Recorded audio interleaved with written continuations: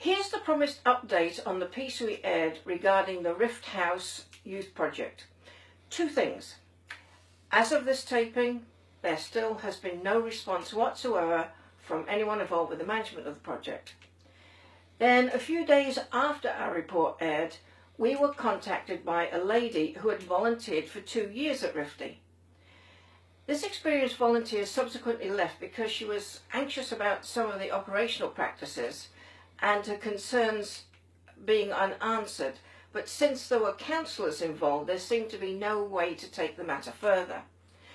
Once she saw our report, this lady was so determined to try and get better systems in place for the Rifty kids, she was prepared to waive her anonymity.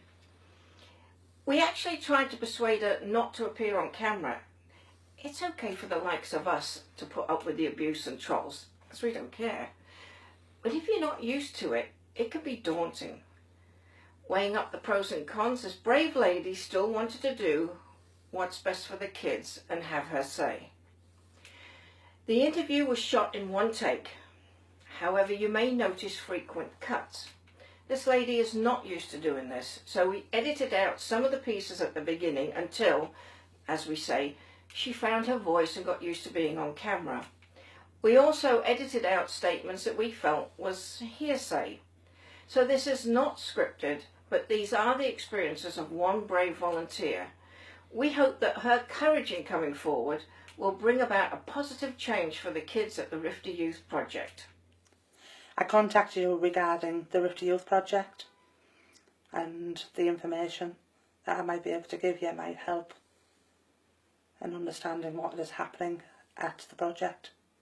I was a volunteer of Families Matter, a dyspraxia support group, and I've also volunteered at Marie Curie, and I was also on the PTA at Rosmere Primary School. I was volunteering at the Rifty Youth Project for about 2 years. I think I started volunteering around September 2014, and then I left about April 2017. Yeah, it was just over 2 years. I expected to be DBS checked this time because it's obviously a different organisation. I've been DBS checked before, and it's always come back clear. To my knowledge, none of the volunteers were DBS checked. There was quite a few of us were asking for them, and we were told, because we'd volunteered, a lot of us had volunteered at other organisations, they would cover us, which I know to be incorrect. You've got to have a DBS check for everywhere you volunteer. The summer play scheme, there was one incident that I can recall.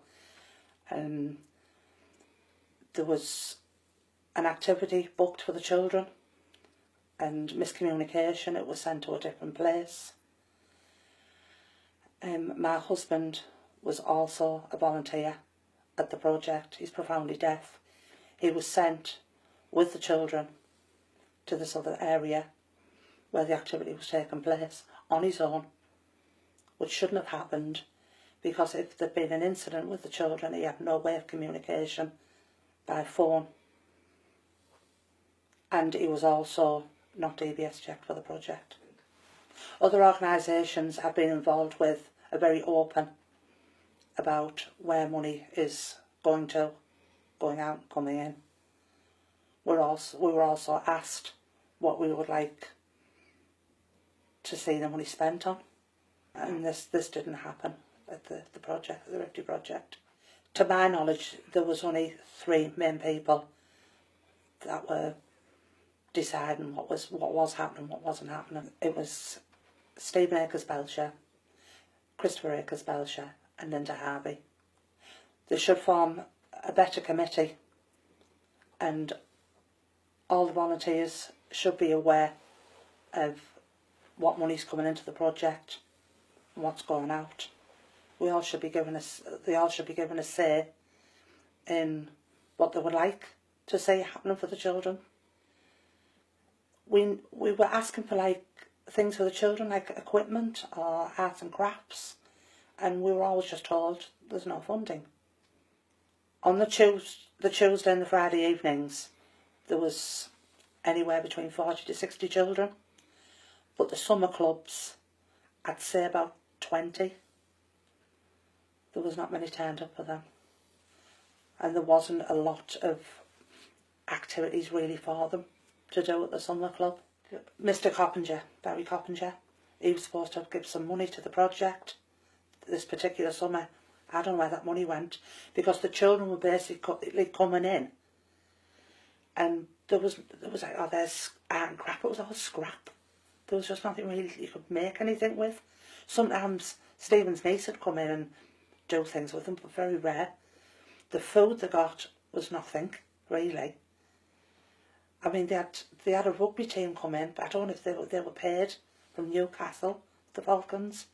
They come in, I think it was every Monday. And I remember we once had a climbing wall. And then the kids went to Flamingo Land, but that was badly run.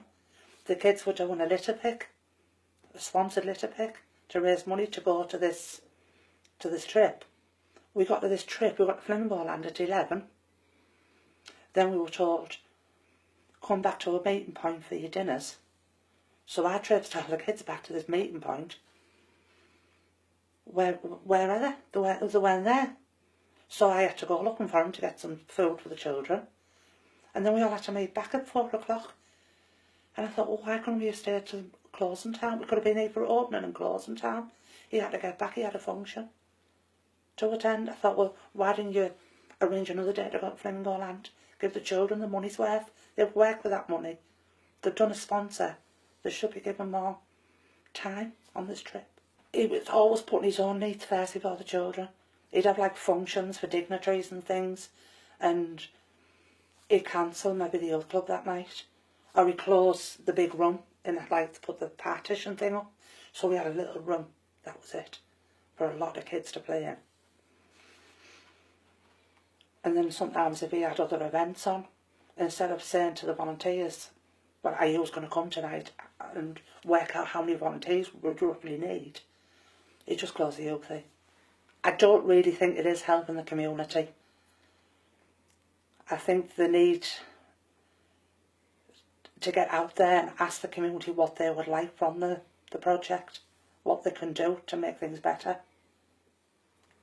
I think the Belters need someone else to take over. They just take a background. I just don't know where this money's gone to. So there you have it, an inside view of what's going on at the Rift House Youth Project. If Stephen Ackers-Belcher does not want to respond directly to us, fine. But surely he then owes all the donors, volunteers, residents and children who support the project the courtesy of transparency into the way the project is run and its relationship with My Cafe.